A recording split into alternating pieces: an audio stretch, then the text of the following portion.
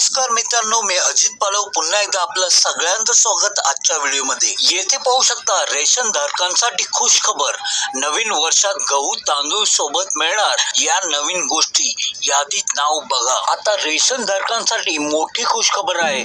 नवीन वर्षात गहू तांदूळ सोबत आणखी काही वस्तू मिळणार आहेत। आता गहू तांदळासोबत आणखी काय मिळणार, त्याचबरोबरीने तुम्हाला याचा लाभ मिळणार की नाही हे समजावून घेण्यासाठी तुमचं नाव यादीमध्ये असणं आवश्यक आहे। आता या अन्य गोष्टी कोणत्या असणार आहेत आणि तुमचं नाव यादीमध्ये आहे की नाही हे तुम्ही कसं पाहू शकणार याबद्दल सविस्तर माहिती तुम्हाला या व्हिडिओमध्ये मिळणार आहे।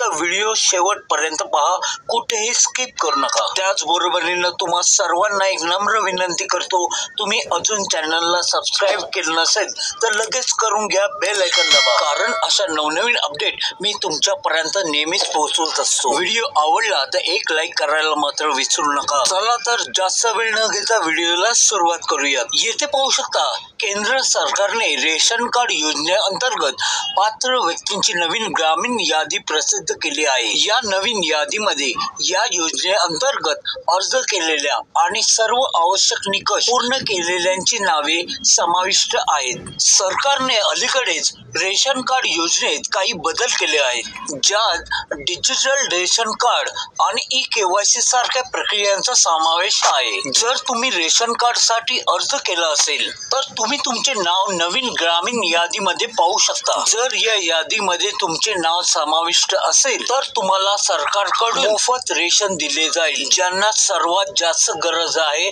त्यांना सबसिडी प्रदान करण्यात मदत होईल। या योजनेचे उद्दिष्ट आर्थिकदृष्ट्या दुर्बल घटकांना पुरेशा प्रमाणात पौष्टिक आहार मिळावे यासाठी अनुदानित खाद्यपदार्थ उपलब्ध करून देणे हा आहे, जेणेकरून अन्न सुरक्षेलाही चालना मिळू शकेल। यासाठी तुम्हाला सर्वप्रथम अधिकृत वेबसाईटच्या होम पेजवर जावे लागेल। येथे तुम्हाला रेशन कार्डची यादी पाहण्यासाठी रेशन कार्ड तपशिलावर स्टेट पोर्टल्स या पर्यायावर क्लिक करावे लागेल। यानंतर तुम्हाला तुमचे राज्य निवडावे लागेल। त्यानंतर तुम्ही तुमच्या राज्याच्या रेशन कार्ड पोर्टलवर जाल। आता पुढे पाहूयात। आता येथे तुम्हाला तुमच्या जिल्ह्याचे नाव, ब्लॉकचे नाव, गावाचे नाव, पंचायतीचे नाव आणि शिधापत्रिकेचा प्रकार निवडावा लागेल। म्हणजे तुमचे रेशन कार्ड दारिद्र्य रेषेखाली आहे, सर्वसामान्य आहे, म्हणजे पिवळे आहे, सफेद आहे की नारंगी आहे ते तुम्हाला तिथे मेन्शन करायचं आहे। आता ही सर्व माहिती भरल्यानंतर तुम्हाला कॅप्चा कोड भरावा लागेल आणि सबमिट बटनवर क्लिक करावं लागेल। यानंतर तुमच्या स्क्रीनवर रेशन कार्डची यादी दिसेल, ज्यामध्ये तुम्ही तुमचे नाव पाहू शकता।